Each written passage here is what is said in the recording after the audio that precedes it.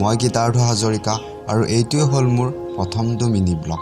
আমি যাম এতিয়া কাজিৰঙা ফালে আৰু এতিয়া সময় হৈছে প্ৰায় ৰাতিৰ 11টা। মোৰ লগত গৈ আছে মোৰ দুজন বন্ধু আৰু দুজন দাদা।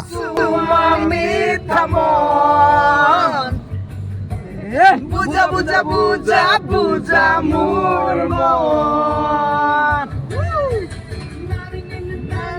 না না নে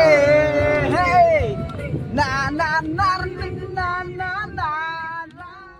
এনেকৈয়ে প্ৰায় 2 ঘণ্টামানৰ বাট অতিক্ৰম কৰাৰ পাছত আমি আহি পালোঁ এখন ধাবাত। ধাবা এখনত ৰখিছোঁ ইয়াত কিবা খাবলৈ আৰু ধাবাখন তোমাৰ আছে বাগুৰিত। কি ব্ৰত শুই খাবে নেকি? মজা।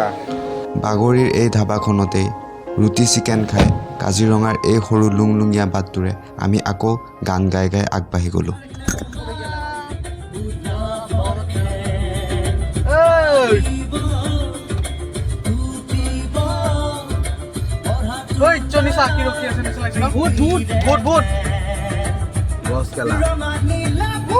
কেইটা বাজিলে বে? এটা কিমান হ'ল? 134 আজি ক'ত আছো বে? মায়া নগৰীৰ মায়া কোঠাতে কাজিৰঙা পালোহি। এইটো কাজিৰঙা।